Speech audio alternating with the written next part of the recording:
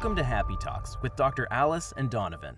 Dr. Alice Fong is a holistic naturopathic doctor and founder of Amor de Soi Wellness, and Donovan Jensen is a software engineer and founder of HowToHappy.com. Together, they're out to cause more happiness in the world. Hello, everyone. Welcome to Happy Talks. My name is Dr. Alice, and this is my awesome co-host, Donovan.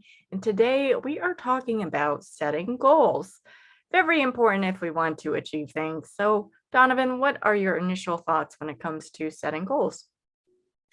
I think there are a couple larger topics to take apart in this, which is basically there's one around like how do you set goals? Right. There's one around how do you implement them, right? Because a lot of people set their goals and then struggle to actually make consistent progress on them. And then I think there's another theme around sort of why goals are useful or valuable, because I feel like there's some number of people who for whatever reason are just like, I don't want to set goals, it's too much hassle and it's not worth the effort. So those I think are probably the three main parts, but I'd be curious what your sort of initial thoughts are. Yeah, I think when it comes to setting goals, there are like different types, and it's like there's like the big lofty goals which you don't even know how you're going to achieve, and then there's could be smaller ones like day by day goals. Like right now I'm just trying to eat healthy every day, meditate, and just get my regular habits in check, which are just tiny goals. And in the grand scheme of things, they don't seem so hard, but when it's like those bigger goals, I'm like, how am I going to do that? so those are my initial thoughts. Yeah, well, I think you touched on something really important, which is goals can sort of be set at various levels, right? Which is to say, like, I can have a goal to be like financially independent, right? I can have that goal. But by itself, that goal doesn't really tell me like what I should be doing. So in my experience, or like the way that I like to look at it is whenever I have a goal like that, where it's like, cool, this is a thing, right? Like I know that financial independence is like, it means something, Right. but it doesn't tell me like what actions to take. I need to further break it down. So like one piece for that goal, for example, is like, okay, but what does financially independent actually mean? Like, what's the target? Because it could mean like, oh, I can pay all my expenses for, each year. So like I make that much money on my projects or whatever. Or it could mean I can literally buy whatever I want, right? Like I can live a lifestyle completely different than the one I have, and it's a crazy like expensive and whatever else. Or it can mean a bunch of other things. So one piece, at least for me, is when I have bigger goals like that, just getting more and more concrete, right? Because then once I move from that position of like, okay, become financially independent, okay, make 60K a year, okay, then from there, like I can keep making subdividing the goals until I find something that's like, oh, okay, make a course every single month, right? And once I get down to that level, I actually have an idea of what it is I need to do. But I feel like that's where I've seen a lot of people get stuck, and that's where I have gotten stuck in the past. So it's just like, well, I have this lofty goal, and then fast forward 5 years, and it's like I'm not making any progress on my goal, and it's like, well, that's because I didn't get specific enough to figure out what exactly I need to do to make progress. Yeah, I totally agree with that. When I made bigger goals, but I didn't really break it down into smaller subsets, it just tends to not happen because I like see the lofty goal. I don't know how I'm going to get there. It seems unachievable or intimidating. So I procrastinate because I'm like, well, I don't even know where to begin with that. And so I just put it off and put it off and put it off versus if I'm like, okay, what's a doable step that I can do within this week or this day sometimes? Like I'm trying to lose 5 more pounds. And sometimes I'm like at that plateau state where it's like super hard. And so I just want to like, when I focus on like, oh man, I'm going to try to eat super clean for the rest of this month, that seems a little overwhelming, even just for this month, let alone like 6 months. That's like too much. But if I break it down to like, okay, I'm just going to try to make it through the week or make it just through today. If I could just not eat sugar today, that's a win for me. And that makes me feel a little more motivated. If I just focus on day by day versus like the long-term thing seems a little too overwhelming and too intimidating at times. Well, I think you touched on something important, which is, when you said like, I'm just not going to eat sugar today. When you start Right. having your goals subdivided down to the point where they're either like yes or no, or some sort of value, like Right. a number, Mhm. that's when you can actually see if you're making progress or not, and sort of track it in a way that is meaningful and tangible, and then you can make adjustments. So another thing that I see and have experienced super commonly is like something like you were saying, like, I want to get fit, or I want to lose 10 pounds, or Right. whatever else. And then it's attacked with sort of this like haphazard plan of like, oh, I am going to do this workout program. Like, I'm not going to track it. I'll just kind of do it when I do it. Mhm. But it really hit home for me. My main example is like, I did that. Like, I got on this fitness program that was supposed to be 30 days. And I was like, yeah, I'm like, I'm just going to do it. I'll do, whatever the next video is every time, Right. and just keep making progress on it. And I got to the end of it and I was like, this is awesome. Like, I finished it. Like, this is great. But then I started just like thinking about it a little bit more and going backwards and being like, wait a minute, this was a 30-day program.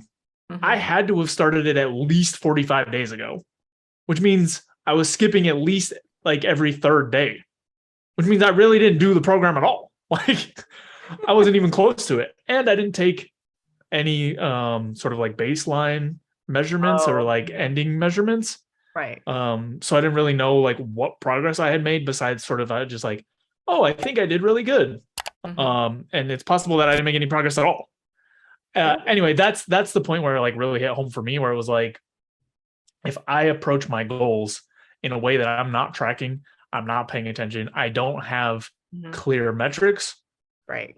it's actually really hard to know how much progress I've made towards this thing. And if I'm not getting results, because there's been in the past where I'm, doing this program or whatever I'm doing, but I'm not really doing it, and I'm Right. not getting results, Mhm. if I don't know what I've been doing or what I like the outcomes, I also can adjust, right? It's like, oh, well, I don't know if this is working at all because I'm not really doing it.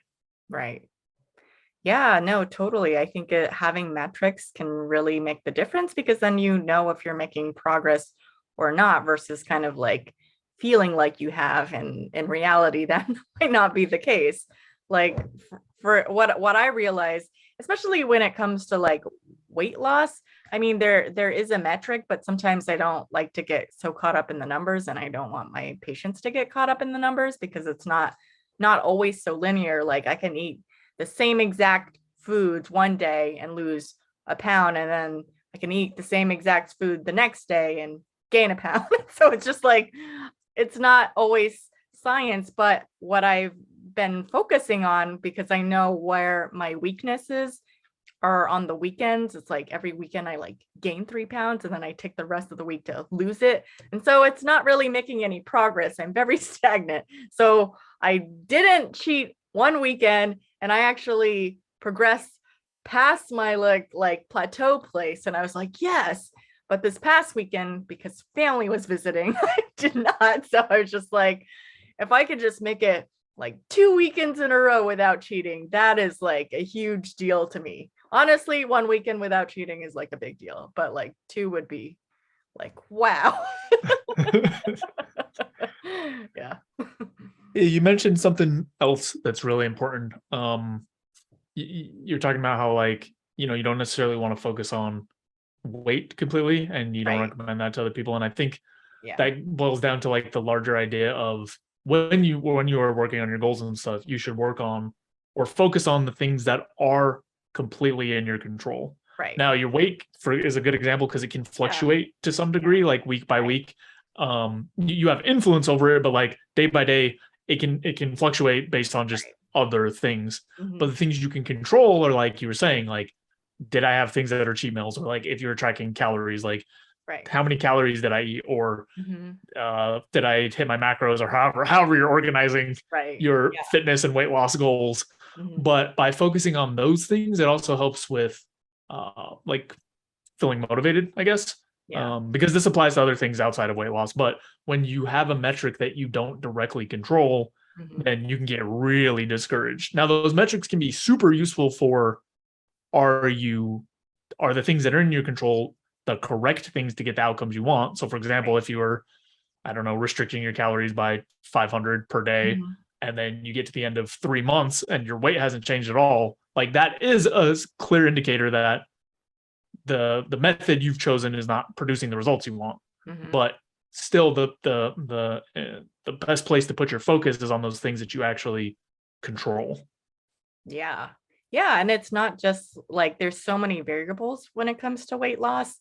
Like the things that I can control and I'm tracking it, like I don't like tracking my foods, but I know that's the only way to like actually make genuine progress is like, yeah, okay, what is my calorie count on average every day to lose weight? But sometimes I can have the same amount of calories and it doesn't make a difference. So I noticed like if I eat more protein, that tends to help weight loss versus when it's even healthy carbs, it doesn't always like lose it. So it's just kind of like finding the right balance of carbs, fats, proteins to identify, and that's kind of trial and error to some degree, but you have to take those like metrics versus like, am I doing like 50% protein a day or am I doing like 33%?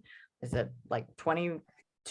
Like what is the percentage? And so let me try to roughly shoot for that once I kind of establish what's actually like moving the scale. Yeah, and I think it's fairly common for people to believe that they have accurate guesses for these kinds of things or just like stuff in general, right? Yeah. Like people rely very heavily on memory Hmm. to be like, or feelings to be like, oh no, like Yeah. I mostly ate enough protein. Right.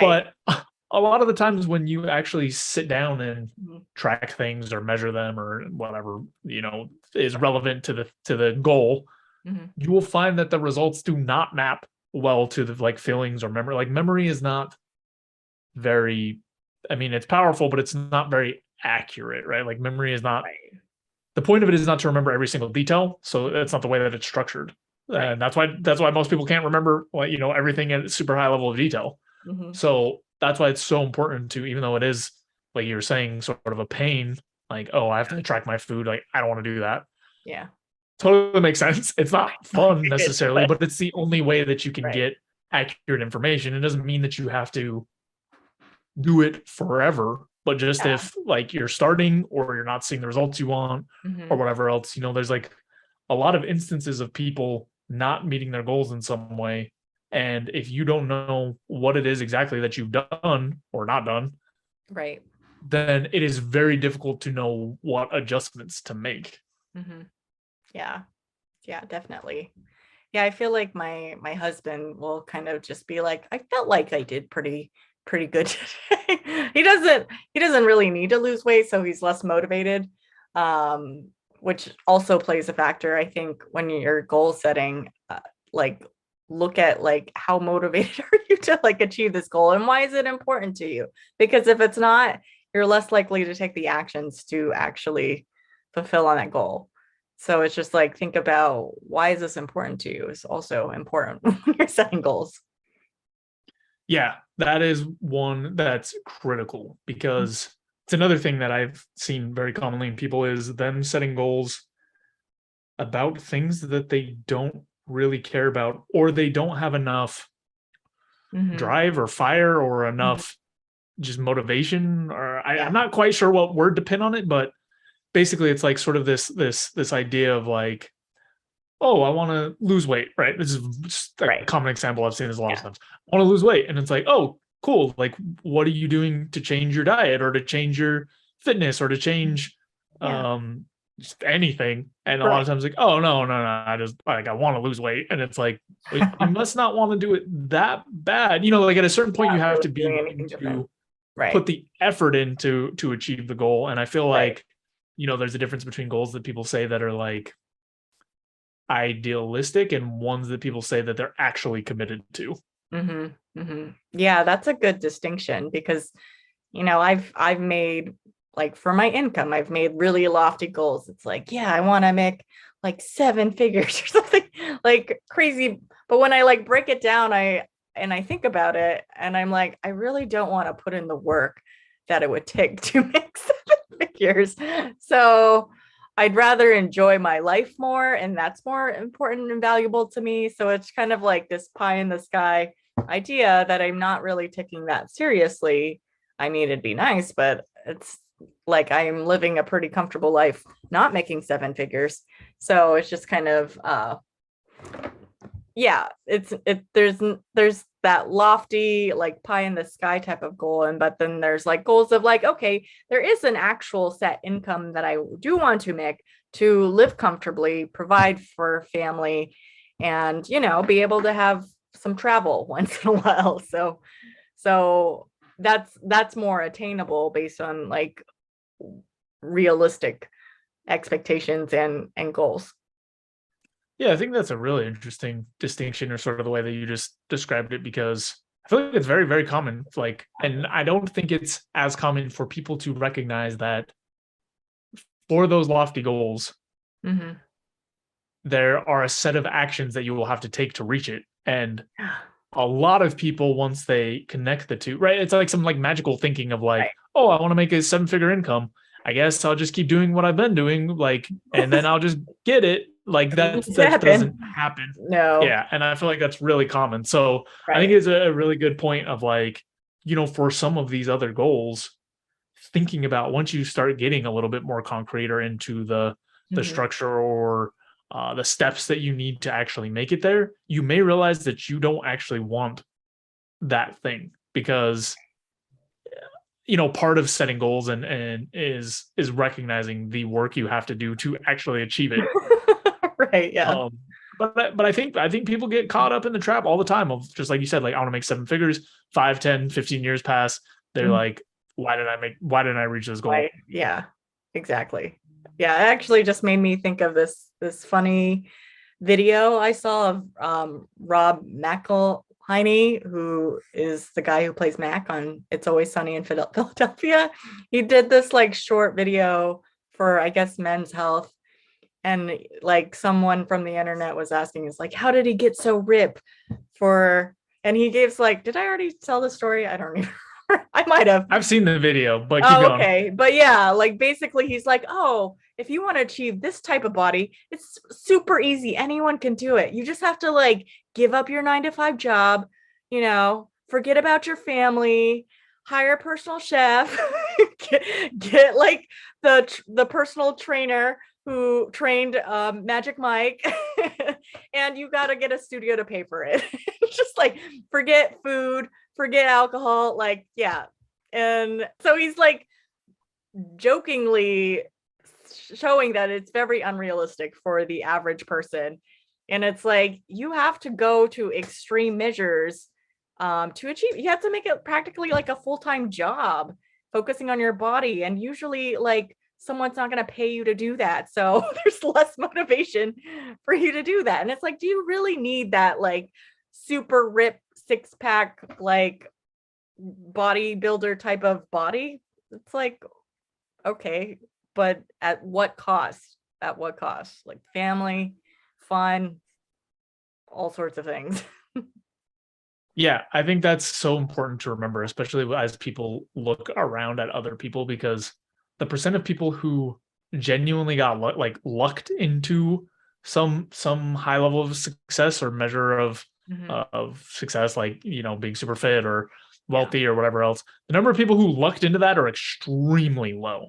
Yeah. The vast majority, almost everyone, put in a ton of time. It's interesting when I see, like, for example, I know a couple people who have made quite a bit of money and like have some businesses and stuff, and they don't really do a ton of work now.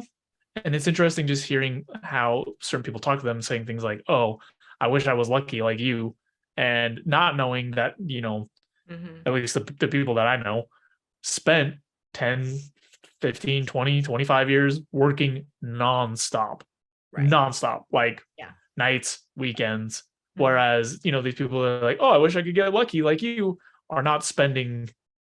I mean, they're spending the nights, and this is totally fine, but like they're spending their nights, just like hanging out, watching TV, playing video games, spending their weekends like out doing, similar types of activities, And that is 100% okay and fine and great. Like, Yeah. nothing wrong with that. Mhm. It's just when you don't recognize what the outcomes you're going to get based on what you're doing actually are. Mhm. For a lot of people, they see like, oh, this person's rich and successful. Like, I want that. But like you were saying with the 7-figure income, like, no, they don't want to do the work in between where they're at and that outcome, because that just wouldn't be a good life for them. That's totally fine. It's just that you have to recognize that so you're not stuck with these sort of like lingering negative thoughts or negative mindsets around like, oh, I wish I was just like lucky like these other people. Yeah. Yeah. Luck usually doesn't doesn't help so much, or to achieve what certain people achieve. Like for any sport or instrument, there's people that are a little like naturally gifted with it, but they don't become like pro level without a ridiculous amount of training, even if they have a natural talent. Like pro level athlete, artists, whatever, most of the time they had to like hustle their ass off. I mean, unless they had like really great connections, but even still, it's like you can have, like, sometimes you need both. It's like you got to hustle your ass and you got to have like good connections. It doesn't usually happen without the hard work you put into it. Yeah, I mean, even speaking from personal experience, like, I when I switched into software and started getting like much higher paying jobs, Yeah. it was interesting to just see people around me be like, "Oh, wow, you got so lucky getting this fancy job," or like, "You Mhm. got so lucky doing this." And it's like, you haven't seen me for the last 2 years because I've been heads down learning how to program all day, every day. That's the only Right. thing I've been doing. Yeah. And that's just like a small example, but yeah, like anything that has a high level of skill or success or whatever else just takes a lot of effort. Um, and the more clearly you can sort of like see that and understand that, the easier it is to make decisions that align with what you actually want. I think is like the important piece for me, is because I see certain paths now that before I was just like, oh, I wish this would just happen to me. And now I see like, listen, I don't want to spend an extra, I don't know, 20 hours a week trying to play soccer so I can get better at soccer. Like, I don't Right. I care. don't need to It's be not that. worth it. Right. Yeah. Yeah, exactly. That's how I feel with a lot of things. It's like usually that comes at a cost, not necessarily financially, but time-wise. And that's something I find very valuable. And I have to like be really reflective of what's important to me and where do I want to spend my time and why is this goal important. I was curious though, like what are your thoughts on people, between the like, okay, let's scale down the lofty unrealistic goals to more feasible goals. But what if you still don't want to do the work? Or how do you get motivated to do that? I guess even if it's feasible and reasonable. Hmm. Yeah. So first, before I go any further, I want to say like, keep those lofty goals. Keep Oh those. yeah, Like sure. those. Yeah, yeah. Yeah. I just want to make it clear that like we should keep those too, because those are useful and they allow us to like guide all these other things, and sometimes are more realistic than they seem at Right. the outset. Because Mhm. I've had a couple goals that like, when they were 2 years away, I was like, there's no way. And then Mhm. a year or two later, I was like, whoa, really? I'm here? Okay. Anyway, side tangent. Mhm. Um, there's a couple things. So one we already talked about, but the most important thing is that you have a strong reason to do Mhm. it. Right. Um, so for example, I feel like a lot of people want to lose weight for just like aesthetic reasons, and they're not that strong of reasons. But Right. there are other people who want to lose weight or get more fit for like medical reasons, Mhm. and those tend to stick a lot, or like health reasons, right? And those tend to Right. stick more. Yeah. So if you can find something to anchor into, as long as it's something that is intrinsically sort of driving you. And for some people, that is aesthetics stuff. But as Yeah. long as you can anchor into something that is emotionally compelling to you, Mhm. right? That's a starting point. And if you like can explicitly write that down or just find a way to make that more top of mind, Right. Sometimes that can help when it's like, I don't really want to do this. Okay, but I have this other reason to do it, whatever. Mm-hmm. Other things that you can do are if you can sort of chain it into something you're going to do anyway, right? So if like we'll do exercise, right? We'll Yeah. use that example. If you can do something like, okay, when I get off work, I'm going to do 10 push-ups, right? Like you're going to get off work every day or, 5 days a week or whatever. If you can sort of chain the two into some sort of a pattern, that's useful for a lot of people. Again, it doesn't necessarily like, oh, wow, I'm so motivated now, but you can get into sort of a routine where it's just like part of the day. And it's less about, am I motivated right now? And more about, oh, I'm just going to do this because it's part of the routine. Right.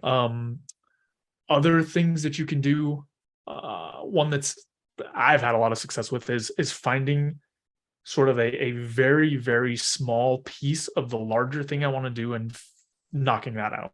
Mm-hmm. So, for example, I had a period of time where I wanted to write a page every day for my book. Yeah.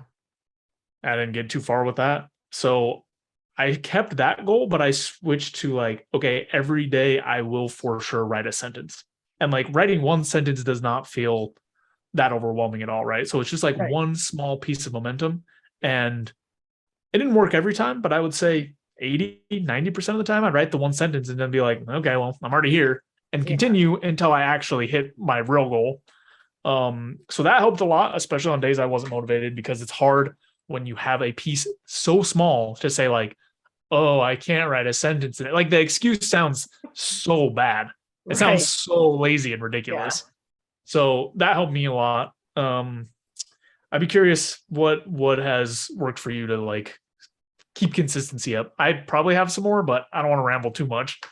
Yeah, no, those are some great things. I think sometimes it's like having a lower like buy-in can kind of Mhm. get you some motivation to achieve it. The other thing that I noticed that really makes a difference for me, like for example, when I was trying to create my online course and I like had procrastinated for so long and put it off and put it off, it wasn't like I needed accountability to actually like do it. And so I had an accountability coach to really make the difference and hold me like actually check in with me every week to be like, how much did you do? What did you do? And if I know I'm going to have to report to someone, that's more motivating to, because you don't want to be that person that like says, oh, I didn't do anything like every single week. Like, okay, 1 week, whatever, 2 weeks, okay, but like after three times or more, like I really got to get on this. So that makes a difference. And sometimes it is like starting small. It's like, okay, well, I'm only going to record like for a couple minutes, or I'm going to just do a couple slides or whatever it might be. And that makes it less intimidating and achievable. And it kind of gets the juices flowing. And I know we've talked about this idea, like with meditation, like if you really struggle with regular meditation, maybe just investing in 1 minute. It's like, you can't just be like, I don't have time for it. Like everyone can find time for 1 minute of meditation. So it's just getting the ball rolling is the hardest part. But once you're there, it's not as bad typically. Yeah, you mentioned something that sparked my brain, which is, you mentioned the external accountability, which works for a lot of people. Another potential thing, depending on who you are, is internal accountability in terms of some sort of like a spreadsheet or some way that you're tracking it for yourself so that you just have all the information for yourself. That works for some people. In a related piece, I talked about like you can chain different activities together. You can also block out your calendar. We've talked about that in like time management, but sometimes just having a protected, or I guess at least dedicated period of time where you're going to do this thing can help a lot too, where it's like, okay, from 7 to 8, I'm working on my book. That's what I'm doing every day. Right. That can really help too, because when you have, sort of like, oh, I want to work on my book, and you don't have time for it, you just kind of like, no. Oh, it's midnight already. Oh, I guess I'll start tomorrow. Yeah, that definitely makes a difference if you put it in your calendar. And if you're putting it in your calendar every week and then you're still not doing it, that's where you got to get some extra accountability to be like, are you, maybe it doesn't even, you don't even necessarily have to hire someone. You could have like a friend just say, hey, can you text me and ask me if I did this by the end of the day? And sometimes that might be sufficient. And if that's not, then maybe you do have to hire someone. So there's ways. Yeah, and I've found that depending on the task or where I'm at, or just depending on all kinds of factors, it's some combination of all of these things Right. that gets me to execute things effectively, right? It's like, okay, I need to have a good reason. It needs to be my calendar. I need to have a tracker to Yes. like see how consistently I'm doing it. I need to sit down and like meet with somebody so that I know that I have this other accountability. You know, it's like mixing and matching between all of those things is Yeah. what has worked most consistently for me. And one thing I want to highlight is it is not always about feeling motivated. In fact, it's often not about feeling motivated. It's often Totally. about being disciplined or having structure or Right. just doing it anyway. Yeah. I think I'm sure we've talked about this before, but Yeah. if you only go off of how you feel and you have goals that are hard, Mm-hmm. it is very unlikely that you will hit them just by going like, "Oh, I feel like working on this so much today." And if you do have that, you are super blessed because that's Cool. not the way That it would works for be most people. awesome if I had that. No. Yeah. Yeah, that would be quite the blessing, absolutely. But that's I don't think is realistic for most people. Unless it's something like you are so crazy excited about. But for the most part, if it's like weight or income, it's like, yeah, you need that deeper why, you need the structure, you need the accountability, you need like something to like baby steps, basically, if that's what it takes to get you started. Yeah. Yeah. And in my experience, and I believe this is what's most common, is motivation comes in sort of waves, right? Like it ebbs and Yeah, flows. totally. And so I think some percentage of people think like, oh, I don't feel like doing this, so I'm just not going to do it. For some projects, that's totally awesome. Like if it's some random side project you only want to work on when you want to work on, totally fine. Yeah. But if you have like, timelines or deadlines, or you just want to get something done, or it's impacting your life significantly, like Right. you have to move past sort of this like, I Mhm. only do what I feel like doing. Right. Yeah. Totally. All right. Well, I think we covered this topic pretty well. Was there anything else that you wanted to add before we wrap up? No, I think I rambled quite a bit today, so I'm feeling good. All right. Well, thank you everyone for tuning in this week. We appreciate you. And if you appreciate us, be sure to like, comment, subscribe, and help us spread happiness in the world. We'll see you next time. Thanks for watching. If you enjoyed the video, please take a second to subscribe, as it really helps out a lot. If you're looking for more content, there's all sorts of information over at howtohappy.com. And if you want something a little bit more condensed and concise, I've also written the book Mindscaping, which is essentially a framework for optimizing happiness. So we'll have the link there as well. And that's all I've got. Thanks again. I'll see you next time.